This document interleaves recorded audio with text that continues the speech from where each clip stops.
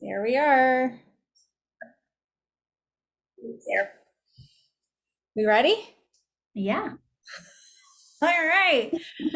All right. We're going to let Facebook do its thing and let everybody know that we got a special guest. We got Amy here today, and Amy is going to talk about all things consistency and overcoming all or nothing thinking, but she's going to share a lot about her journey today. And if you're here, whether you're here live or you're on replay, we love knowing if you're following along. So just comment below and say, hey, or just say, I'm here live or I'm here on the replay. So we know who the imperfect action takers are, which is one of the phrases that Amy really adopted while we were coaching together. So, Amy, why don't we start with an introduction? Tell Okay. everybody, who is Amy? All right. Well, I am in my 40s and I am a co-owner of a financial advising firm with my husband, Mark.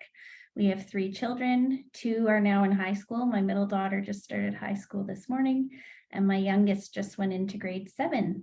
My family is in the Strathroy area mostly, and so is Mark's family. So we spend lots of time with our extended family. We made a backyard oasis with a pool, so that's where we spend our summers. And yeah. Yeah. So this business, though, I just want to pause there for a minute because it was a fairly new venture when we started coaching. Yes. So yeah, we had been just the 2 of us, and I was actually a supply teacher with Thames Valley. That was mainly what I was doing and working for Mark 2 days a week just from our home office. But in January, we amalgamated with another firm in London and moved to 6 advisors and 4 support staff from just the 2 of us. So big transition. Yeah. So at the beginning of coaching, you were still navigating owning a business and Yeah. how to do it with your husband.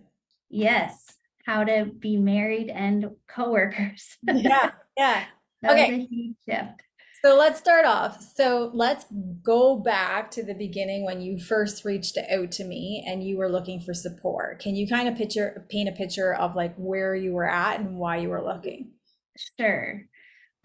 So, since having children and never really losing that final 10 pounds, and then, just stress of life, I recognize that I've been an emotional eater on and off pretty much my entire life. And even moving from teaching a lot and being on my feet all day to sitting at a desk all day, I really noticed weight creeping on, and I was the heaviest I'd been. And I tried Noom and several things on my own in the past, and never stuck to it because of my all or nothing thinking. If I had a day that was a fail, I'd just say, oh, I'm not going to be able to do this, and give up. And so when I reached out to you, Cindy, it was because I really didn't want to.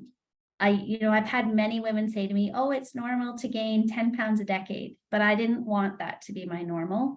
And clothes, I was walking in my closet and I couldn't pick clothes because I felt like wearing that thing. I had to pick based on what was fitting because so much of it was snug. So I think I first connected through your 40 plus support group on Facebook, and just thought I need to do something. And this, yeah, just from listening to a few of your Wednesday noon videos, I knew that you were offering something that I hadn't been offered before.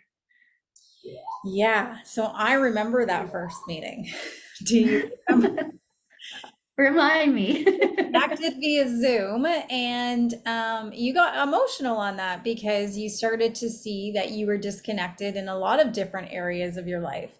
One of the things that made you feel grounded was your morning routine. You're a very spiritual person, and you Mhm. weren't really leaning into that, and you felt Yeah. like you were actually hiding from that piece of you, and you got emotional because you started to see the connection between exercise, food, the changes that you wanted to see, and that. Can you kind of talk about a little bit about that?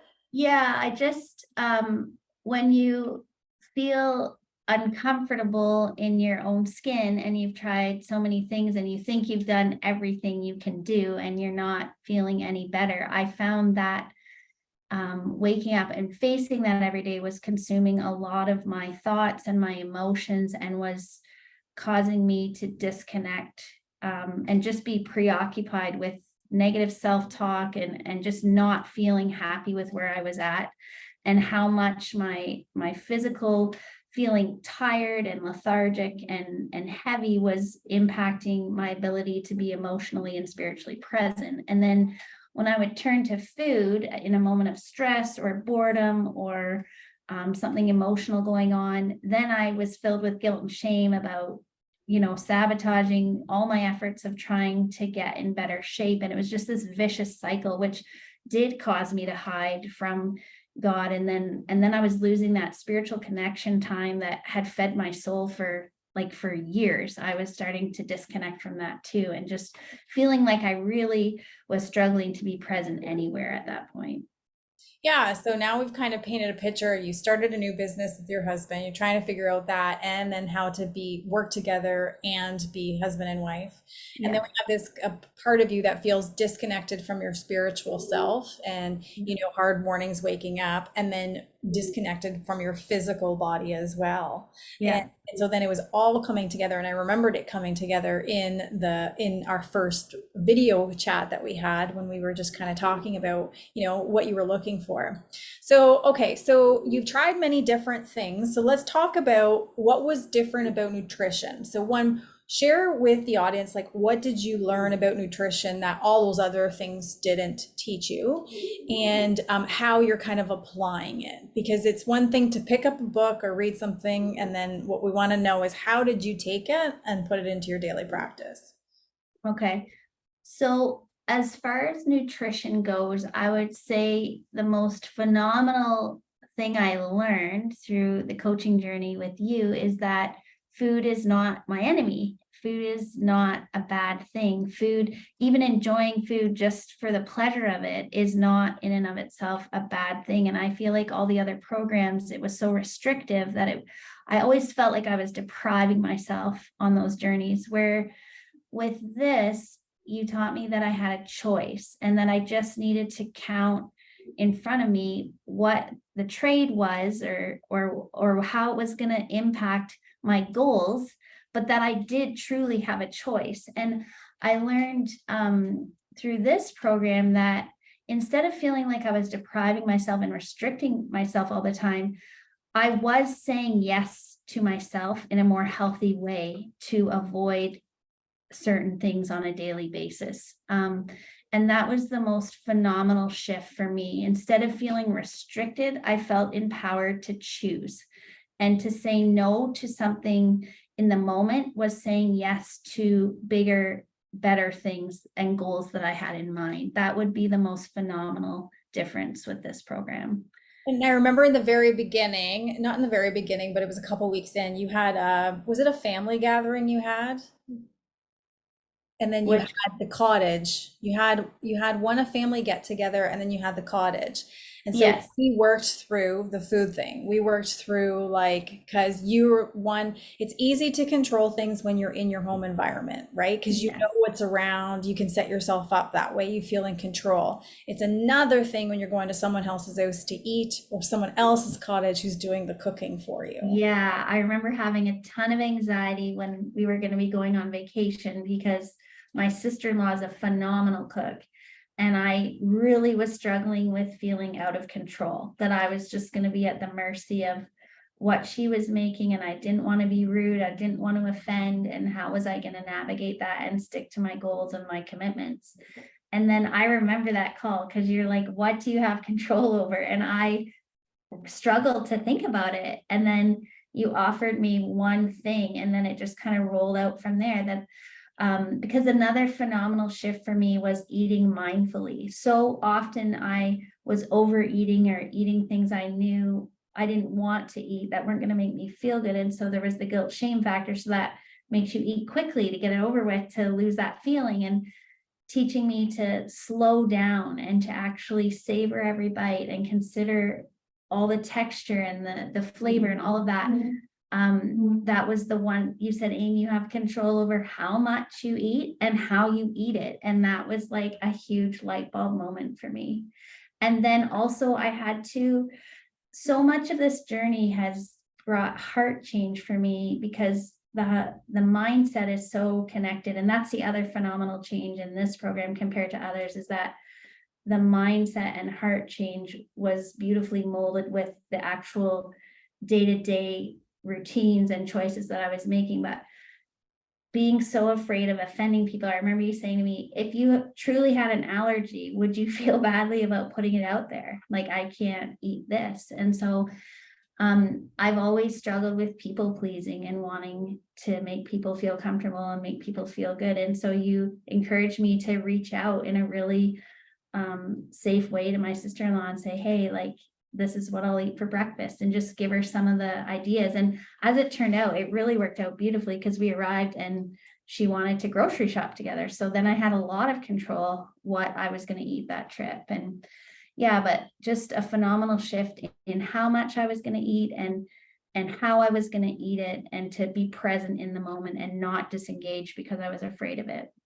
And that was a strategy you carried through whenever you sat with your family, whenever you and Mark had date nights, whenever you had lunch meetings, it was something that carried you through. Once we learned it, it was like you were able to grasp it, and learning how to eat or why you're eating was new for you. Oh yeah, Yeah, 100%.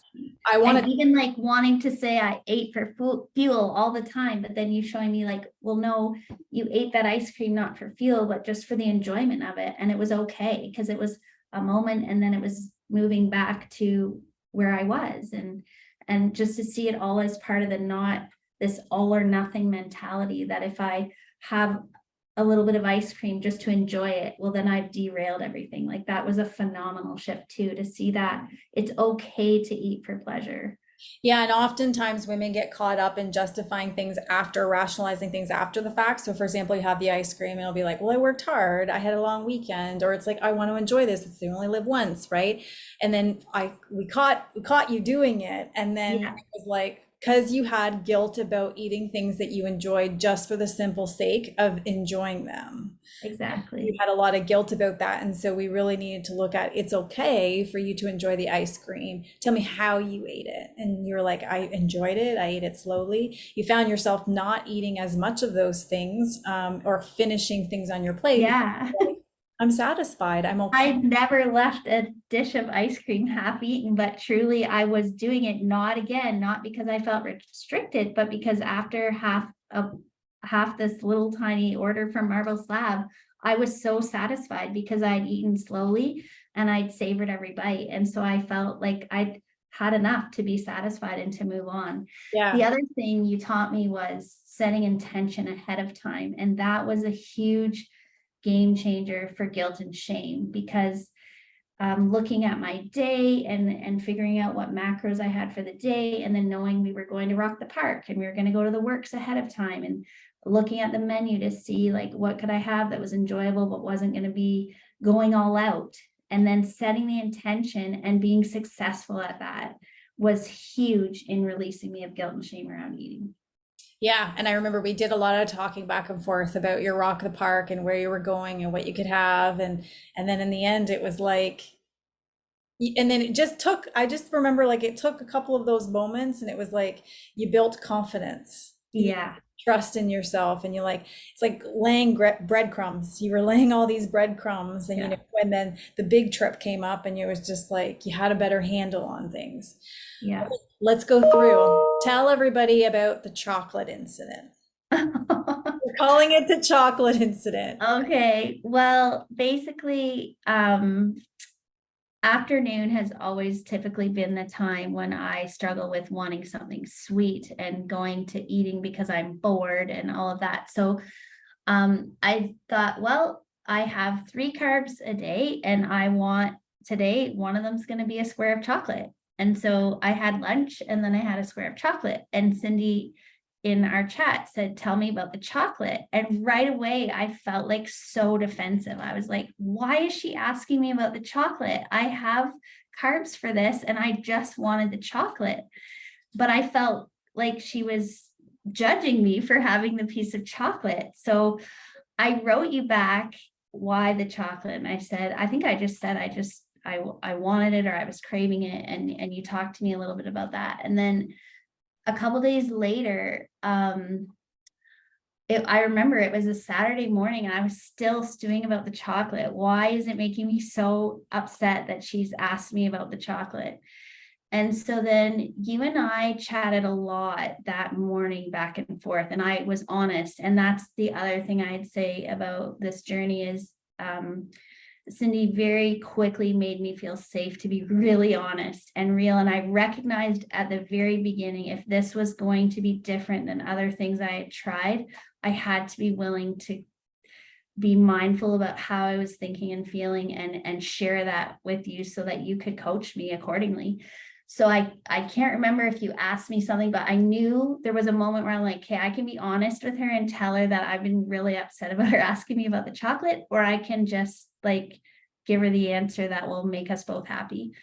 And I was honest with you, and I was worried that you were gonna take it personally at first. I remember like in the chats, and then we kind of worked through some of it. You encouraged me to go to my journal and to think about what had happened with chocolate. And then I went out with my best friend that night for dinner, and I was telling her about our chat back and forth and how powerful it was and how it had got me thinking. And all of a sudden, I had this light bulb moment about chocolate. And when it happened, I said to Dana, I can't believe I didn't think of this sooner, because my daughter and I had just been talking about this the week before and laughing about it.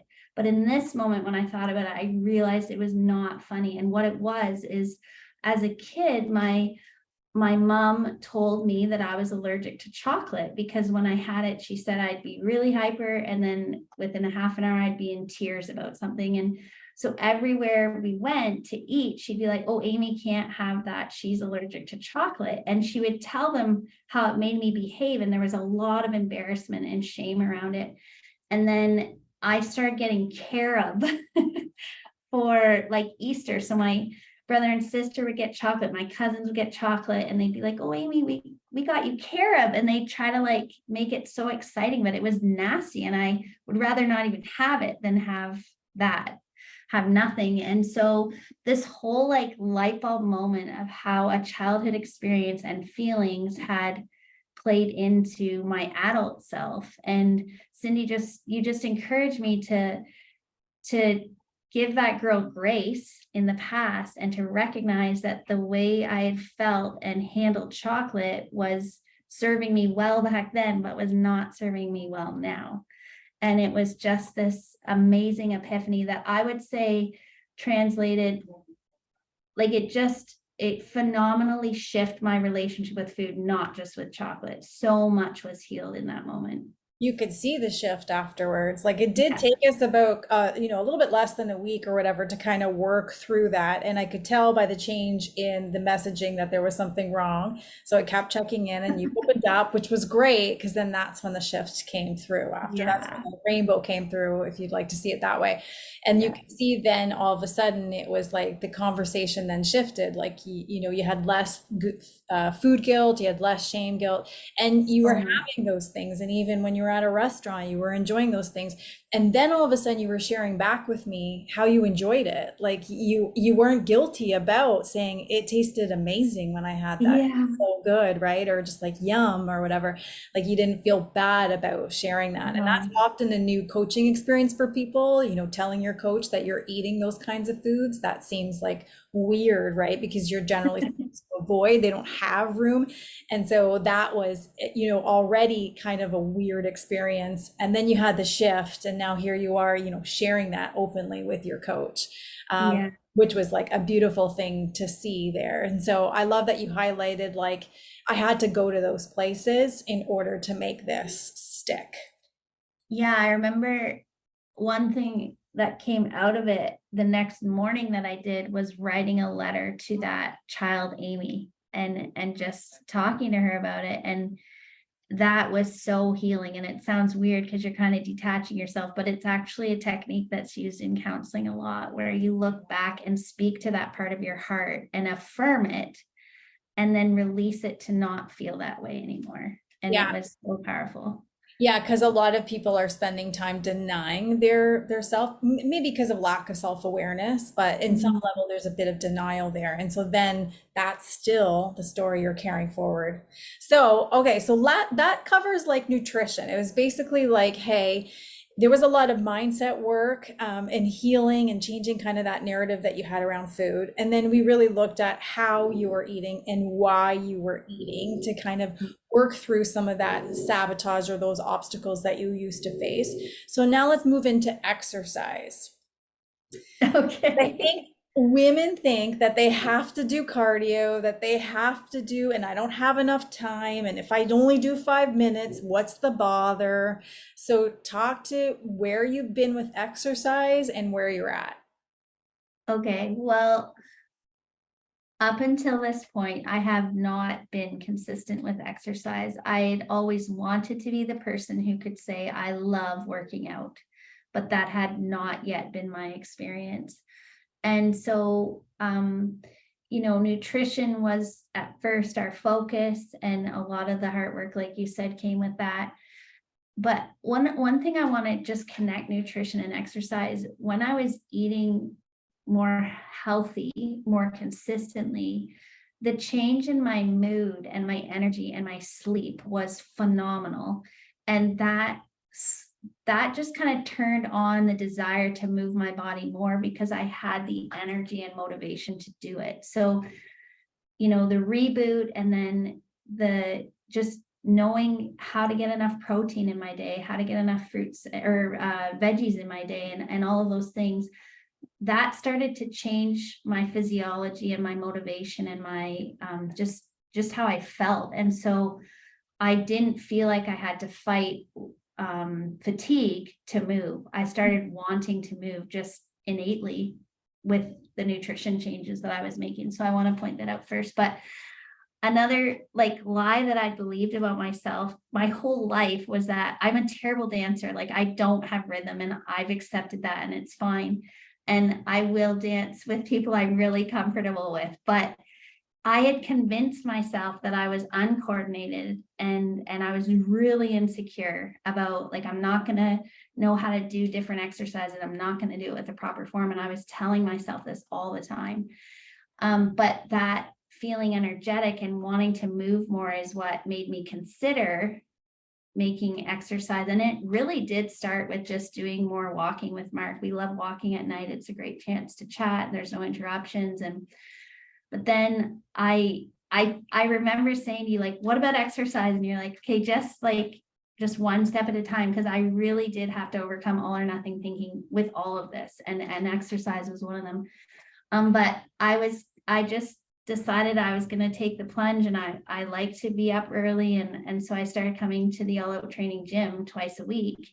And that's really all I committed to in the beginning, was I'm just going to come to the gym twice a week, and I'm going to walk regularly.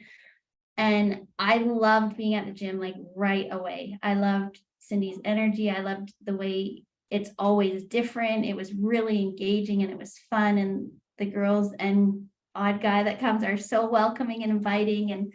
But I recognized I had this lack of confidence at the gym. And so as much as I loved going, there was always part of me that was nervous and kind of embarrassed. And I forget what I said to you one day where you cued into that and you started asking me about that. Do you remember what it was? I don't remember specifically, but I remember I stuck with you for a lot of classes, and then I do Yeah, remember you coming one time and you were trying to pick weight off the rack, and you said, "Well, I don't want to bulk up." right. There was that conversation about how, heavy weights don't lead to bulking up, and then you had deadlifts. You were scared of deadlifts of hurting your Yeah, back, because and I'd hurt my so back. I was like, well, show me how you're doing it, and then okay, let's go from there, and let's kind of tweak a couple of things from there. So I remember me sticking with you a lot in the very beginning Yeah. because you did have a story about bulking up and not wanting to, into you had fear about doing certain exercises. Yeah, and I think in a chat after the gym one day, you kind of asked me to share with you about that. And then that's when I came out and said, like, I feel really uncoordinated and I don't feel like I know what I'm doing and I feel really insecure at the gym. And so then Cindy encouraged me. She said, how about, are you willing to try this?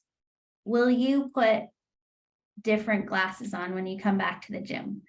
And will you like let go of insecurity and that lie about coordination, just put them aside, and will you wear new glasses just for one class and walk in and tell yourself, I'm confident and I'm coordinated and I can do this? So I'm like, yeah, for sure, I'll try it. And this taught me the power of mindset again. And I remember that was on a Tuesday, and on a Thursday I came to the gym and I almost put these like St. Patty's Day green glasses on that light up because I thought it'd be so funny to come in with my new glasses. But I remember the whole way out, kind of in a prayer, but just talking to myself, saying, I'm letting go of insecurity and the lies about me, and I'm embracing that I am strong and I'm confident and I'm coordinated and I'm going to do this. And so I really walked in with a completely different mindset. And I remember Cindy saying, I'm only asking you to wear them for one class. But I joke with her after that. I know she was tricking me because she knew I wasn't going to want to take those new glasses off, because the change in that class, like, again, it was a total 180 after that. I started embracing the gym and connecting with my fellow warriors more, because I felt like I belonged there instead of an outsider coming in, not really deserving to be there. It changed everything. You changed everything. It Yeah. changed, your whole energy shifted. And then I remember you spoke in class to others, and I was like, there it is. Yeah. Yeah. So, Yeah. and I love that because now you're running. That's not where you started. Yeah. You So started with that two was classes just, a week, walking with Mark. That was it. That's how you started. You lost a lot of weight. You were doing the whole nutrition thing. And now running has been added in. yeah. So there was just this one morning, it wasn't a gym morning, it was a Wednesday. And I went for my walk, and about 3/4 of the way through my walk, I just thought, I feel like running. And I have hated running. Like every step, I'm like, oh, I hate this. And I just thought, I feel like running. And so I just decided I'm going to jog home. And I couldn't believe how alive and light my body felt in that jog. It was like I'd never run and felt that way before. And I just loved it for the first time in my life. And so I think I messaged you and said, hey, I went for a walk today and I ran home and I loved it. And I've never loved it. And so then we added 2 runs a week into my routine. And then she would start screen sharing every time she went faster. She's like, check this out. Look at, I was so much faster today. Yeah, and actually, I'd only gone for one full run after that first time of walking and then running home. And then I went up to this cottage with my brother and his wife, and my brother asked me, do you ever go for a run? And I was like, yeah, I have been. And I literally had done one run. So he's like, oh, I want to go for a run tomorrow. Do you want to come with me? And we ran 5K in like the back country of Kenora, and it was up and down hills. And I talked to him the entire time we were running. And it was just so invigorating to feel my body feel that well for like, And when you were up there too, your dad is into CrossFit. And so yeah, you said it was really neat to then be on that same path with him. it was amazing. Yeah. Yeah. That actually, seeing my dad and his wife in like, he's in his 70s and he's the most fit he's ever been. When I started thinking about some of the lies I picked up, like you gain 10 pounds every decade and age is a big factor. Like I knew, I looked at my dad and his wife and I was like, that can't be true, because I look at him and he has a 6-pack and he's 73 and he's never had that before. And that was a big motivator to know that I could make changes that were going to last, and that I didn't have to just settle that I was in my 40s now and I wasn't ever going to get back to the shape. I would say I'm in the best shape I've ever been in right now. Well, yeah, I would like to reiterate that it's probably because we also have which I would like to talk to about next, is that mindset component, right? Is Yes. before you've been doing just the nutrition thing, just the exercise thing, or figuring out how to do the things together, piecing things on your own, right? Not feeling the support. And now you've had this whole mindset shift, this shift in perspective, these new glasses that you're wearing. And so a lot of women say, well, I'll just do the nutrition and the exercise thing. I'll figure out the mindset later. Or they're like, I don't think that the mindset thing's really connected to this. You know what I mean? And for you and the way I coach, totally different story. And so can you talk about, because I think that mindset feels like this too big of a thing. I live a really busy life. It's a really hectic life. It's a really up and down. I don't have time to do the mindset pieces or the thinking pieces. And it feels like too abstract. We like checking Mhm. things off a list, and you can't really do that with mindset. Can you talk Yeah. about? Yeah, I mean, I think I started a real healing journey emotionally in 2017. Just a series of events in our family and illness with my children really pushed me to like a breaking point where I knew to stay in my marriage and to live as a healthy mom who could love her kids and be present with them, I had to work on my heart. And I had a lot of trauma as a child. And I'd never really been for counseling other than a little bit in university. So I really understood the power of letting your heart speak and affirming what comes out, even if it's ugly. And that being key to letting go and moving forward in healing. And I think if we're honest, a lot of us avoid hard work because it's painful and it takes you to places that you've probably been suppressing for a really long time. But my encouragement in that is it's so worth it. And it's really key to making lasting change to get to the heart of why we do the things we do. And I was just saying to Cindy before we jumped on the call, like the first long Zoom call that I had with Cindy was like, I got off and I had been emotional in the call, but I got off and I was thinking, wow, this is so phenomenally different. And it's going to stick this time because I felt like I had in a way come out of a counseling session and been really prompted to look deep up into the why. And so I cannot overstate the value of being willing to go to uncomfortable places and do hard things when it comes to heart work, because when a light bulb goes off and you make that like chocolate connection where you understand the reason that I have this relationship with chocolate goes all the way back to when I was 5 years old and this happened and this happened. It's so freeing to know the why and then to honor that past Amy and say, like, it totally makes sense why you felt that way, why you hid when you ate chocolate, but you don't have to do that anymore. And to come out of hiding in some of these places and embrace the freedom of being present with things that are designed for good. Yeah, because without that, like in the very beginning, what you're talking about was emotional eating. So without that, in your previous attempts, you would have like been emotional, ate the thing, done the thing, and then beat yourself up for guilt and shame. Then you would have gone into 100%. rules. Don't eat late at night, don't eat junk food. You would have gone into all of that.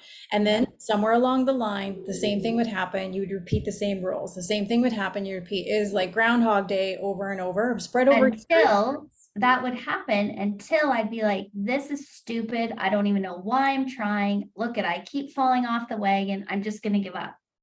And that's the all or nothing. This cycle of trying to follow the rules, and then failing enough times to feel like I'm a failure and this isn't going to matter. So I might as well just not even try. Exactly. And without the mindset work, you would have been still in that loop or not trying, right? But secretly still wanting to try, Yeah. because that's the other part of it. But with the mindset work, you were able to see the loop. You were able to stop the loop. You were able to be Yes. like, okay, here's the emotion. I can stop it before I reach for the thing. And if I reach for the thing, I still have a backup plan. And if I fail the backup plan, I still got this plan. And then eventually you didn't need this plan. And then you didn't need this backup plan. And then you're Yeah. stopping yourself there. Like it didn't happen right in one swoop, but it changed that whole Groundhog Day. And Yeah. value of doing what you call the heart work or the mindset work with it is that you're not falling into the same pattern all the time of doing things that just don't work, or saying like what you said, just give up, why bother, but secretly Yeah. wanting it. You're now getting to like, okay, now I got enough tools and skills in my toolbox. I have enough breadcrumbs of evidence to say like, I really got this in a different way and it's going to Yes. stick. Yeah. Yeah. Yeah. I would say following rules and or any kind of plan just on the surface and not getting to the mindset heart stuff is a band-aid solution.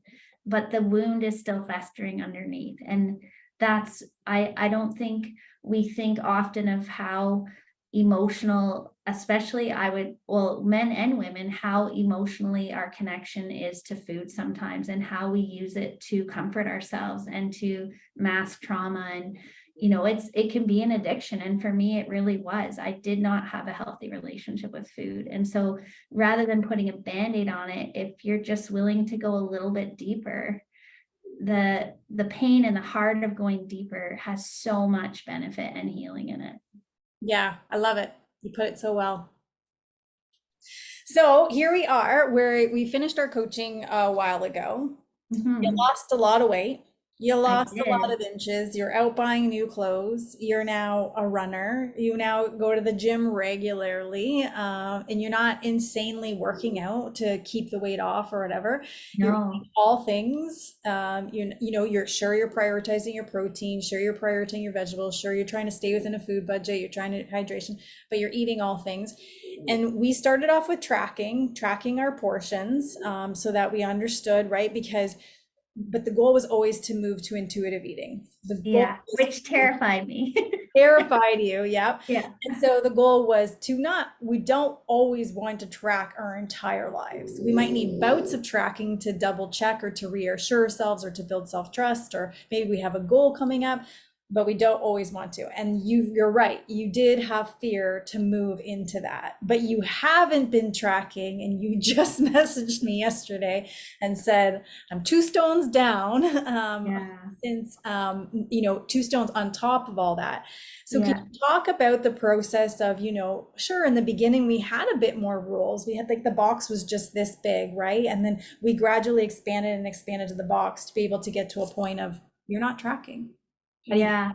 I think again, the whole bend that I've had in the past towards perfectionism and people pleasing, I really had to let go of that. Even in the coaching journey, I wanted to have like a perfect food journal so that you would be proud of me and you would think, oh, she's getting it.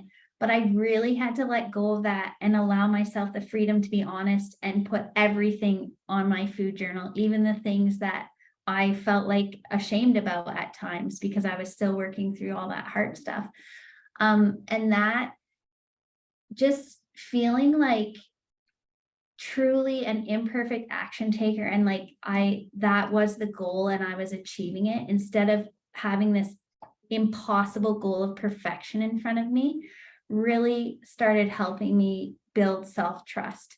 And I remember you saying too, like if you decide to go over, that's okay, and the next day is a fresh start. We don't carry on yesterday into today. And just some of these huge mental changes move me from a place of tracking everything to just trusting myself to know what my body needed and to just follow what I'd been doing.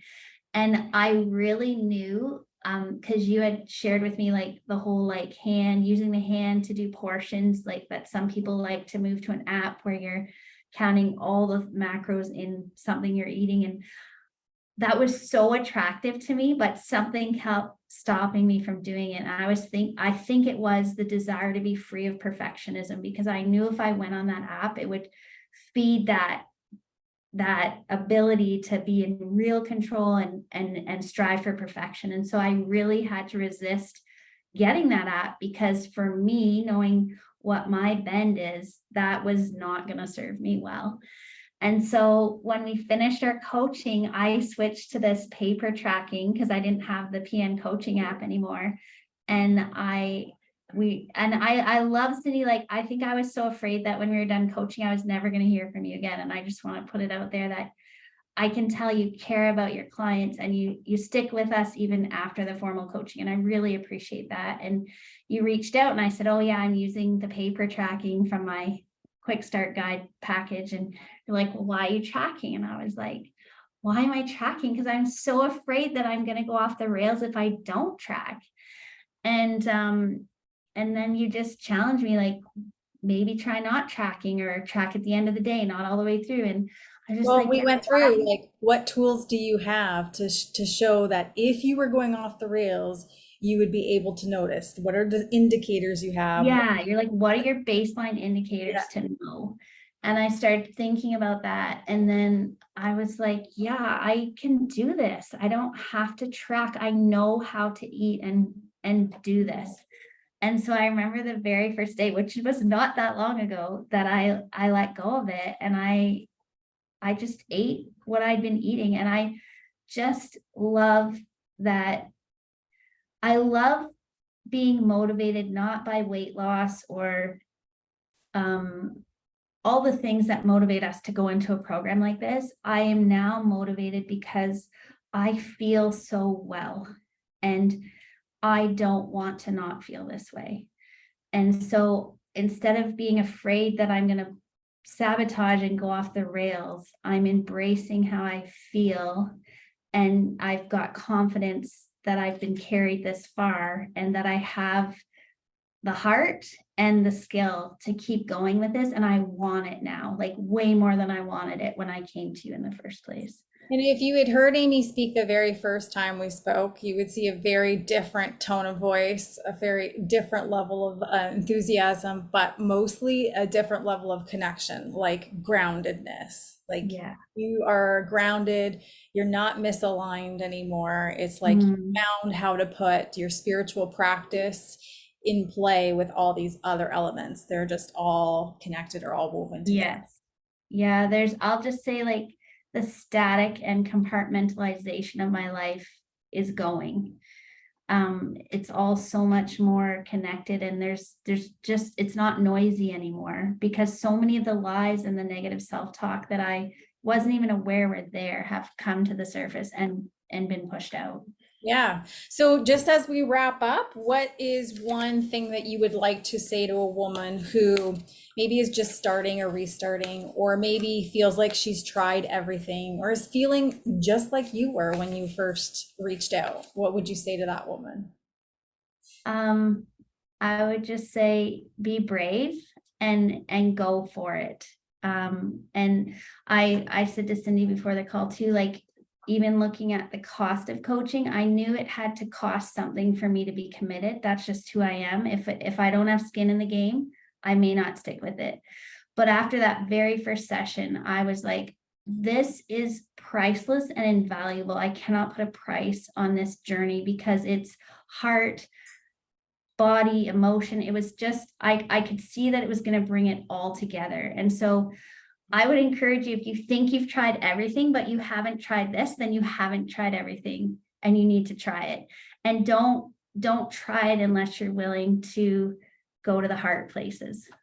Yes, I would agree 100% with that. Yeah. Or whatever journey you're on, make sure that it does include those mindset components where you're Absolutely. able to go to the wound, not to keep covering it up. Yeah. So I want to thank you, Amy, for taking this time to share your story. I always find it is so inspiring for other women to hear from other women who Yeah. have the family, have the career, have the same struggles, or I did have the same struggles. It resonates, it lands differently, and it's inspiring because we can see ourselves inside someone else, and it creates a message of Mhm. hope.